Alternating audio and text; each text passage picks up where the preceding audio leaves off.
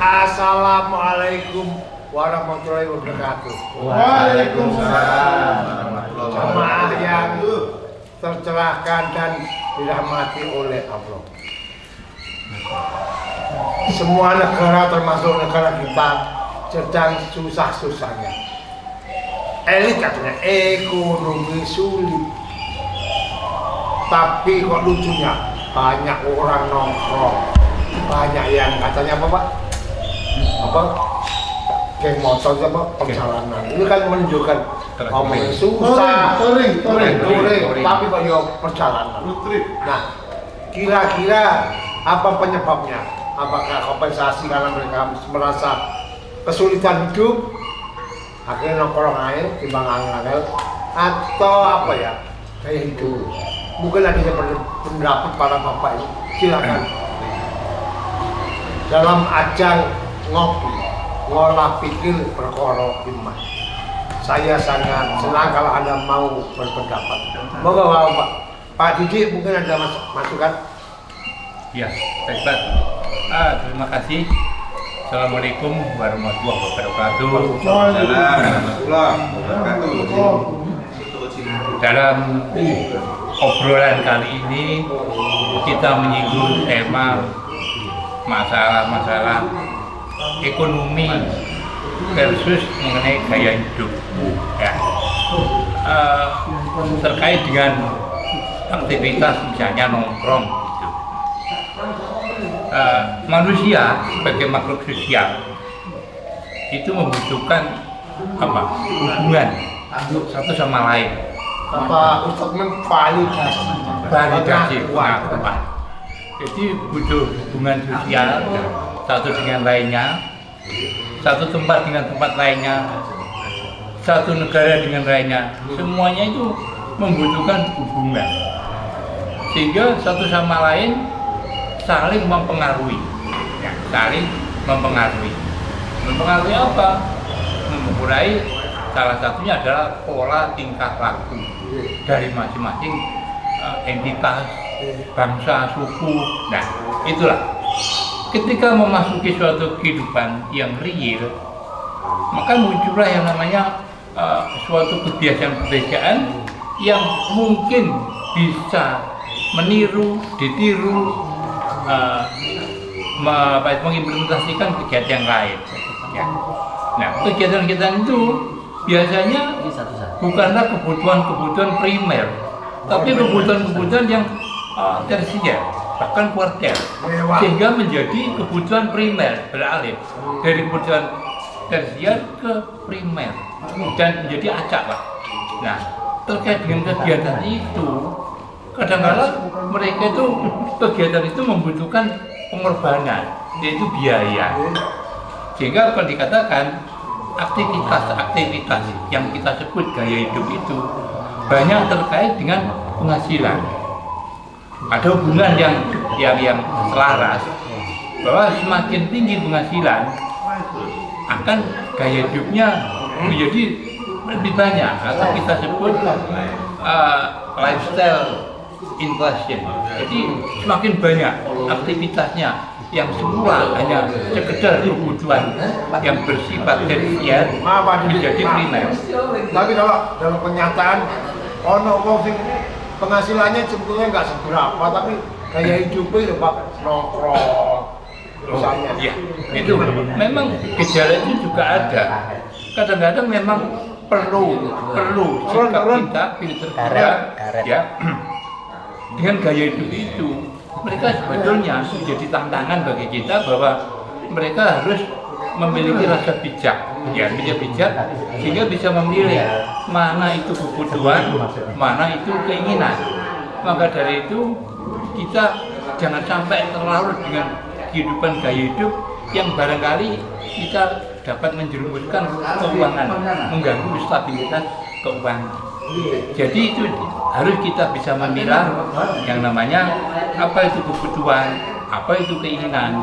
Nah, mereka harus bisa mengolah keuangannya. Ya, misalkan dengan anggaran 50% untuk kebutuhan pokok, 30% untuk gaya hidup, 20% untuk saving atau investasi. untuk joko-joko ke depannya. Oke. Nah, itulah yang namanya gaya hidup. Memang gaya hidup ada yang positif, memang ada yang negatif. Nah, gitu. Kalau memang nongkrong sekali-sekali, tapi nggak masalah. Sekali-sekali. Tapi jangan menjadi keterusan gitu ya. Jadi bisa nganggu stabilitas keluarga terutama keuangan. Seperti traveling, sepedaan itu kan semua butuh biaya. Nah, gitu loh, yang cukup besar. Nah, gitu. Jadi beralih kebutuhan yang bersifat tersier kuarter menjadi primer.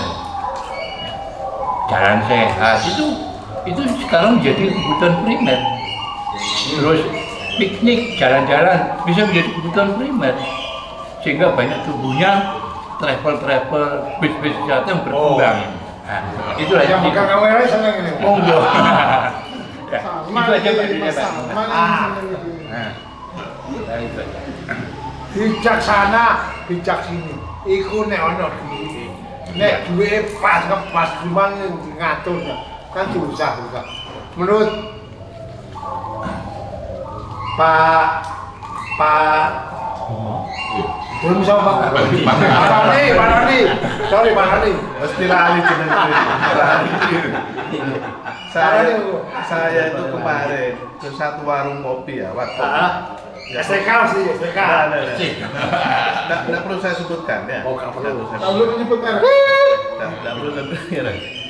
Tapi ya ada menu yang menurut saya itu Apa? Kekinian, Pak. kekinian. Oh, Ya, pisang spa. wih, pisang adus. Pisang spa. Lah ya pisang adus. Tiba ya pisang godok. Oh, rebus. Saya ketemu sama anak-anak Pak, anak-anak generasi Zen. apa ya? Zen. Saya coba ke sana, ya mereka nongkrong, terus saya tanya, tak pikir ya, Ngerjain tugas enggak? ada beberapa sih. Ya. Ada berapa? Tapi kebanyakan mereka cuma nongkrong. Saya tanya, gak nyuruh demo lah, gak ikut demo lah. Demo urusannya mahasiswa. Oh, enggak. Orekan. Beberapa hari ini kan, Iya. 3 hari kebelakang ini kan Sampai tadi malam, Pak. sampai di malam kan rame sih. Terus bensin SPBU juga antri ya. Sampai kemarin masih antri gitu. Artinya ya mungkin secara kalau kita lihat ya ekonomi kita lagi tidak baik ya. Iya. Baik. Tuntutan mahasiswa itu kan hanya satu ya, gimana memperbaiki ekonomi ini. Selain tuntutan yang korupsi itu, banyak korupsi. Saya tanya, Mas, gak apa-apa lah nongkrong sini lama ya? Gak apa-apa Om. Happy gratis. Jadi gratis, gak apa-apa Om. Jadi artinya mereka juga gak mikir tentang itu. Terus norekan ya. Pokoknya happy, Pokoknya happy. Ternyata mereka hanya butuh teman. Teman. Iya. Mereka bawa uang 5.000, kan bisa nongkrong lama, temannya banyak. Oh, artinya bukan satu apa ya? Dia tidak butuh tempat yang estetik atau apa itu, tapi butuh teman saja. Teman ngobrol istilahnya. Teman ngobrol. Meskipun ini teman baru. Teman baru. Ada teman lama juga di situ. Jadi artinya nongkrong mereka itu ya karena mereka butuh teman. Mungkin dalam pikirannya daripada aku mikir ngangkut sebenarnya ngobrol enak, kompensasi enak, gitu. Satu gelas secangkir kopi bisa sampai berjam-jam. Ya. Jadi dengan uang 5.000 dia bisa teman. Cuma masalahnya teman yang dekat kadang bisa jadi jauh Pak, gitu Pak. Bocornya cedok tapi jauh. Oh, militan. Main HP semua. Ya. Jadi ada banyak sisi yang harus kita lihat. Kalau kita melihatnya dari sisi yang secara global ya, mungkin ekonomi kita memang nggak bagus lah. Tapi kalau anak muda kalau ditanya seperti itu ya, terus mereka terus pokoknya aku seneng, temanku banyak. Oke. Terima kasih Pak. Itu yang terjadi. Ada yang berpendapat lain? Apakah kondisi ini khas Indonesia atau semua negara mengalami hal yang sama? Bisa dalam sudut pandang positif ya, bahwa kita punya modal sosial tahan guncangan, gitu ya. Bahwa masih koyo ini angel urip ya, tapi masih bisa kesini. Kan juga banyak viral kan, banjir. Oh, aku ngerti Pak Mem istilah nyalek Persebaya Apa? Wani Soro. Raya. Dan itu tidak hanya sekedar jadi jargon toh, Nah, itu menjadi etiket sosial kita. Dan kita juga biasa kalau banjir, ono banjir malah dibuat mainan, digonglangi perahu-perahuan ya, mereka tetap canda tawa ya. Walaupun banjir itu, di sini kan sedih. Kita tidak sedih. Iya. Jadi sebetulnya kita udah punya modal sosial untuk tahan terhadap guncangan, terhadap gempa dalam arti ekonomi sosial. Hanya memang yang menjadi persoalan kemudian adalah pemegang kebijakan. Apakah modal sosial ini menjadi pembenar atas kekeliruan kebijakan, salah arah, salah kelola, gitu ya, atau malah menjadi modal bagi pengambil kebijakan untuk memiliki daya untuk mengelola bahwa kita ini tahan sehingga kita bisa diubah kekuatan masyarakat ini menjadi lebih dahsyat untuk kemandirian ekonomi, gitu ya. Masa kita menunggu di embargo sak dunia gitu ya, agar kita ini punya kemandirian, kan bisa masa begitu kan? Sangat berat tentunya. Tapi bagi rakyat biasa itu mungkin biasa saja, wong buktinya kayak gini. Kata Pak Rudi tadi, nongkrong 5.000 aja kita bisa tetap santai, kita bisa menikmati kan. Sementara mungkin dengan elit, terus gak iso Pak. Ngamput ya kan? Mereka sudah mampu untuk ini. Nah, maka dari itu kalau menurut saya, ini modal sosial yang harus dikelola secara produktif oleh pemegang kebijakan.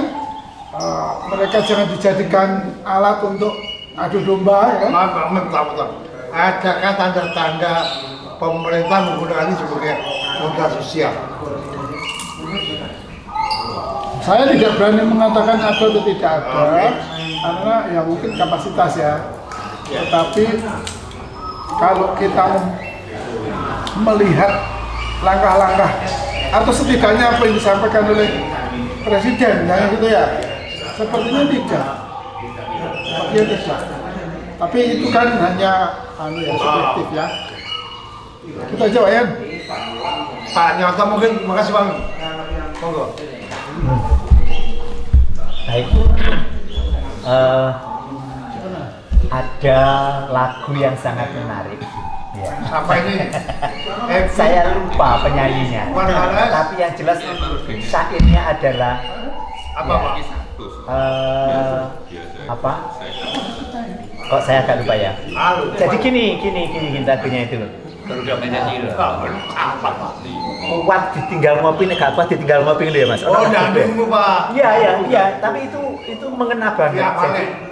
Via Valen. Jadi nek gak kuat wis ditinggal ngopi ae. Ini ternyata dalam kehidupan sosial implementasinya sangat luas, Pak. Kuat itu bisa dalam artian ekonomi. Jadi ekonominya kuat, banyak. Kalau tidak kuat berarti dia kurang ekonomi supaya menghindarkan dari pemikiran stres, akhirnya tinggal ngopi. Kuat dilakoni, nek gak kuat ditinggal ngopi. Itu syairnya begitu. Nah, bisa jadi ini adalah kekuatan yang dimaksud adalah kekuatan ketika mereka juga dengan beban kerja yang luar biasa. Beban kerja yang luar biasa yang dituntut dengan adanya kemajuan, adanya kreativitas, adanya inovatif, kemudian gak kuat ya tinggal ngopi aja. Nah, Saya ingat pepatah Jawa, tinggal dagang colok layu. oh beda Pak, Boleh. beda. Kalau itu dia tidak bertanggung jawab. Oh ya. Nah, tapi kalau ini masih ada tanggung jawabnya. Jadi mencoba menikmati ketidakberdayaan. Ketidakberdayaan, betul. Jadi kalau ini ketidakberdayaan kemudian dipakai ngopi, nanti pikirannya jadi fresh kembali. Nah, berubah kondisi ini. Pancet aja. Tapi paling tidak mengurangi sedikit stres yang ada pada diri mereka, karena kandungan kopinya kan jelas, kafein itu bisa meredakan, bisa meningkatkan daya ingat katanya, imun ya. Sehingga dengan begitu orang habis ngopi pasti kemudian merasa fresh, tidak kerja lagi. Bisa jadi setelah ngopi kemudian tadi yang pekerjaannya belum selesai diselesaikan lagi. Nah, jadi tidak ditinggal gagang colong pelayu tadi. Kalau ini kan sudah ditinggalkan begitu saja. Tapi kalau ini enggak, habis ngopi kembali lagi, habis ngopi. Kayak dulu saya ingat ketika ada orang sini yang jadinya wartawan, orang sini juga nih ya. Orang jadinya wartawan seringkali berita-berita begitu kan, begitu beritanya kekurangan atau beritanya belum selesai, tinggal ngopi dia. Nanti setelah ngopi, kemudian muncul lagi berita-beritanya, muncul lagi ide-ide kreatifnya sehingga bisa diteruskan. Itu kira-kira Pak Yan. Sehingga kalau ada mahasiswa misalnya atau siapa sajalah yang ini kalau misalnya mau ngopi di tempat yang burjes lah katakan seperti itu ya, ini kurang mampu, nah bisa jadi ya di ngopi-ngopi yang banyak tempat itu, yang banyak orang berkumpul itu, sehingga paling tidak stres hilang. Kalau ngopi di sini ya ngopinya di sini. Kalau kopi di sini Pak Yan rumah gratis. Dan saya hiranya ke banyak. Ekonomi sulit tapi kafe-kafe tambah ke. Warkop tambah ke. Ini adalah apa? Ya bisa jadi tadi seperti saya katakan itu bahwa untuk menghilangkan beban kerja, beban ekonomi, beban apa saja yang dirasakan menimpa terhadap dirinya, mereka tinggal ngopi dulu. Apakah ini tidak menyerahkan tanggung jawab pada hanya pemerintah, kayak nggak berpikir atau cuma isi? Tidak juga. Sebenarnya mereka juga berpikir bahwa kadang-kadang di forumnya atau di komunitas ngopinya itu justru muncul ide-ide baru. Pak, terima kasih banyak Pak. Pak Bimo, ada masukan? Nyambung temanya apa ini? Pak Junet. Ngopi jalan terus dan juga hidup kan, jadi gitu ya. Kalau lihat yang itu dan tadi disampaikan gini Pak, apakah ini hanya di Indonesia? Saya rasa tidak.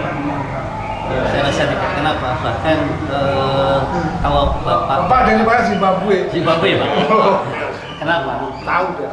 Ketika saya keliling beberapa ya, termasuk di Saudi, Bapak bisa lihat terakhir saya ke sana itu akhir tahun kemarin. Itu nongkrong di sebelah masjid itu ada kafe dari Rame? iya di Makkah. Oh, di Indonesia. Sebagian enggak, sebagian tidak. Saya lihat sebagian enggak. Ya tiru-tiru. Oh, KIP. Salah satunya orang IT yang sedang ada di sana. Itu nongkrong santai lama Pak. Dan itu jadi gaya hidup. Kenapa? Sekali lagi, ketika saya nongkrong di samping Makkah, masjid Makkah gitu ya, saya nongkrong beli kopi, saya foto jadi Instagram, itu satu pride menurut saya. Jadi ada kalanya itu jangan dilihat sesuatu yang negatif saja, tapi kehadiran di sana itu menjadi vibe yang baru kalau bahasa sekarang. Ketertarikan pada tempat, place gitu ya, itu menjadi sesuatu yang berbeda. Itu saya juga lihat di Oman, di Muscat dan lain-lain ya, di beberapa negara itu sama Pak. Saya di sana lihat itu ya persis Indonesia dengan cara mereka, dengan cara baru. Artinya kalau tadi sampaikan apakah menjadi modal sosial? Iya, karena sejatinya kalau menurut teori kan begitu ya, mungkin Pak Yan paham. Modal sosial itu menjadi modal ekonomi gitu. Hari-hari ini terjadi begitu ya.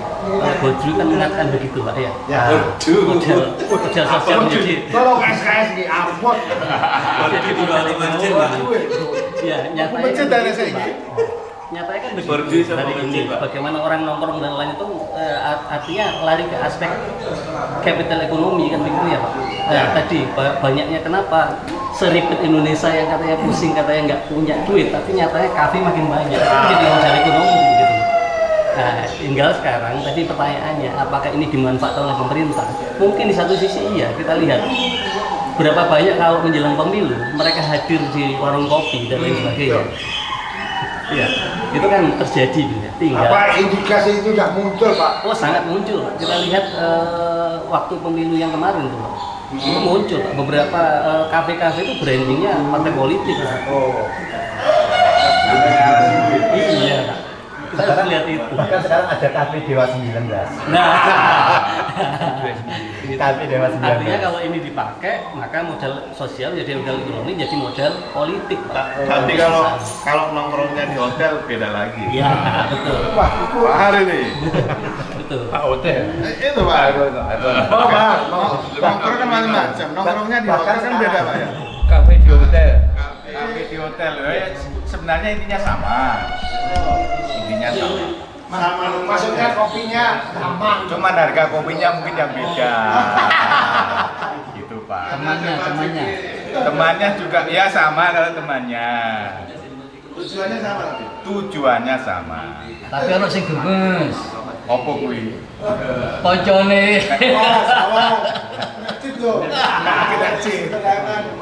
Sama tujuannya sama, cuman mungkin beda tempat gitu aja. Beda tempat. Terus zaman nongkrongnya juga beda. Ya Ya sama lah mestinya ya. Bentar tuh, ini mau kita produknya atau analisanya? Kalau analisanya gimana? Nah, itu loh. Analisanya kan jelas beda. Di hotel kan beda jelas. Sama, tujuannya intinya adalah sama. Mereka apa ya? Membicarakan hal-hal yang positif ya, mungkin apa namanya? Apakah orang yang ke kafe di hotel itu orang yang dari dulu itu? Ada Berganti ya.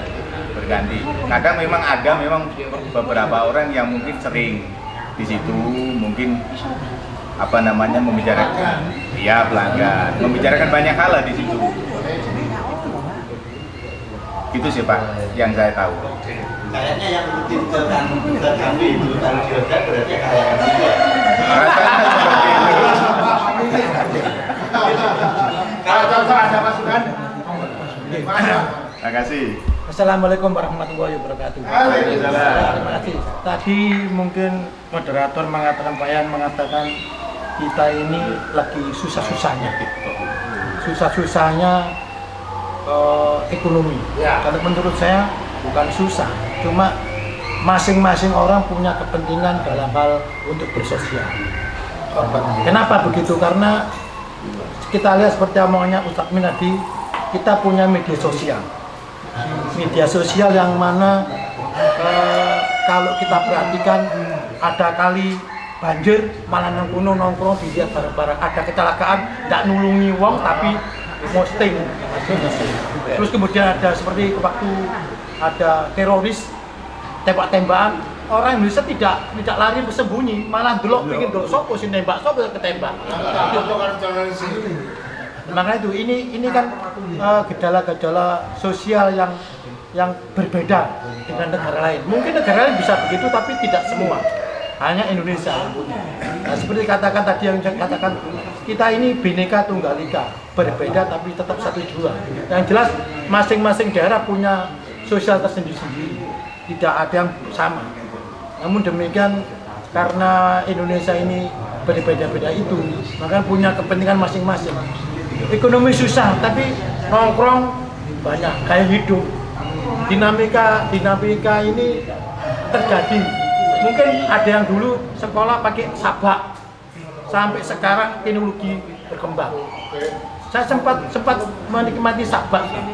Sabak itu nulis, habis nulis dihapus. Kalau udah apa, hilang itu. Warnanya hitam. Karena hanya segini loh Pak, sabak itu ditulis, habis ditulis hilang. Ini adalah suatu alam atau kondisi dinamika Indonesia. Saya kira itu. ada masalah? Kamu tanya? Makasih Pak. Nongkrongnya orang itu kan beda-beda Pak tujuannya. Kalau saya nongkrong sama Pak RW beda nongkrongnya Bahas saya. masyarakat. Dipikir Pak. Kenapa? Kalau RW nongkrong kan beda. Oh, begitu. Wah, sih dipikir. Utang. Caranya piye untuk pacar meneh. Makin nongkrong makin kebek ya. Terus Ya. Masing-masing isinya apa Pak? Isinya. masing-masing beda, tujuan nongkrong ya beda. Oke. Gitu ya. Kalau saya sama Pak RW nongkrongnya Bang, kan karena berarti tujuannya nongkrong apa ini dimanfaatkan oleh pemerintah nggak gitu Pak ya? Hah? Pak Bimo ada masukan? Sudah tercerahkan? Boleh. Yang dibahas tadi jarang nongkrong. dimanfaatkan pemerintah ya, yaitu bisa saja pemerintah memanfaatkan itu untuk sebagai alat peredam sosial agar tidak melakukan macam pemberontakan, demo, agar itu baik-baik saja sih, baik-baik saja supaya tidak terjadi lebih banyak kerusakan. Tapi ketika kita bicara yang lebih ada manfaatnya gitu ya, lebih manfaatnya Pak Yayan kan kita bicara lebih banyak bagaimana mengambil manfaat di situasi apapun gitu ya, kayak kita berselancar gitu ya. Jadi kalau kita ini baliknya ke teman-teman aktivis masjid kan. Nah, kalau pemerintah itu memanfaatkan untuk tadi peredam sosial kemasyarakatan, nah mungkin juga kita bisa memanfaatkan model itu tadi, perubahan selera masyarakat itu untuk bisa menarik lebih banyak lagi jamaah ke masjid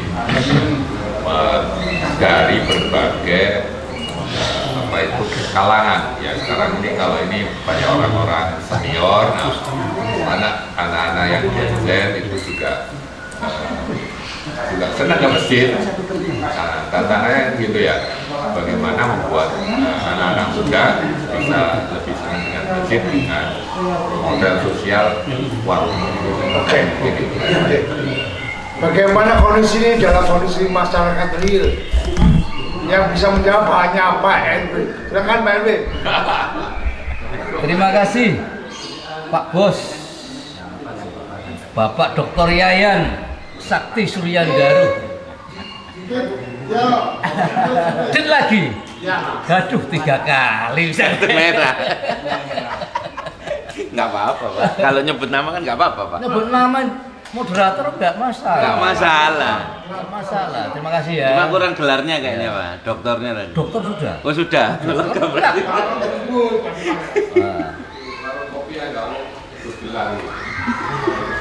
Terkait dengan judulnya budaya apa tadi? Kopi ya. Banyak katanya ekonomi sulit, katanya tetap ekonomi ngopi, sulit ya. tapi orang kok tetap banyak nongkrong Pak gitu loh Pak. Ini sebenarnya kembali lagi pada budaya lama Pak Yayan. Artinya begini, leluhur kita ya itu senengan kumpul, nyangkruk, mangan nggak mangan, sing penting ngumpul. Filosofi seperti itu. Iya Pak. Loh, enggak lah. Tidak, itu mengandung pesan yang sangat filosofisnya itu akrab, rukun guyub. Nah, begitu Pak Yayan. Karena apa? Dulu leluhur kita itu ya setelah subuhan ya. Setelah subuhan biasanya ke warung. Kayak sampean di Madiun. Saya sebut Pak. Di sini. Saya pernah hidup di Madiun, Mbak Yayan. Nah, kalau saya di sana itu pagi setelah subuhan biasa, kalau di mertua itu ya pasti ke warung setelah subuhan. Oh berarti mertua nggak bikin kopi? Lo nggak bikin. Budaya ke warung itu sudah menjadi tradisi yang sulit ditinggalkan. Surabaya juga begitu. Kita kembali lagi ke sana. Zamannya para wali juga seperti itu. Aku seneng ngomong sejarah, tapi nggak menguasai sejarah. Berarti zaman wali sudah ada warung kopi juga, Oh Pak? sudah lah. Kenapa di masjid-masjid dulu itu menjadi pusat dari perekonomian, seperti Masjid Ampel, masjid yang didirikan oleh sunan-sunan itu semuanya ada warung-warung kopi. Itu pusat ekonomi sebenarnya. Walaupun negara boleh perang, tapi ngopi jangan lupa. Tetap jalan. Tetap jalan. Seperti itu. Ngopi sih. 98 itu ekonomi sulit Indonesia. Krismon, negara gonjang-ganjing, tapi warung kopi tetap jalan. Banyak berdiri. Dan memang menurut saya ekonomi itu sebenarnya ya terbangun pada mindsetnya dari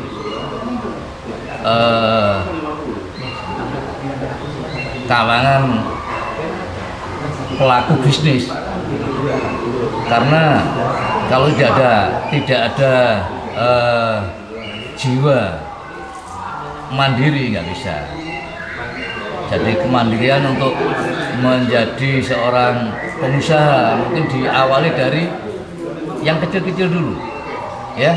Saya kira itu, Pak Yan, untuk menyatukan visi misi menjadi orang yang bermasyarakat, yang bisa manfaat, ya ngopi, ya. Oke. Olah pikir perkara iman. Ngopi. Ada closing Pak Mim, silakan.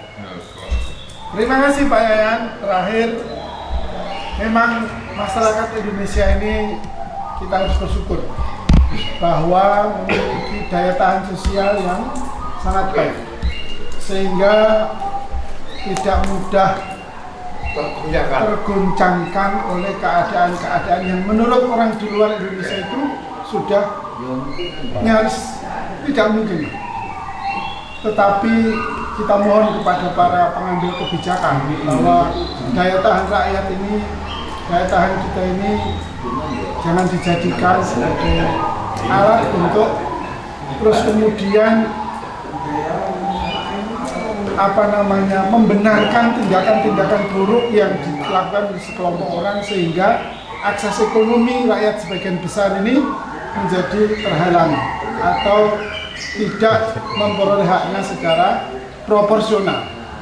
Semoga para pengambil kebijakan benar-benar memanfaatkan ini untuk kepentingan yang lebih besar untuk bangsa dan negara kita. Terima kasih. Sama yang tercerahkan, terima kasih Bang. Intinya bahwa ini modal sosial, rezim yang berkuasa atau pemerintah harus memanfaatkan sebaik-baik. Persoalan bagaimana Anda menyimpulkan itu urusan Anda, terserah kepada masing-masing pihak. Assalamualaikum warahmatullahi wabarakatuh. Waalaikumsalam warahmatullahi wabarakatuh.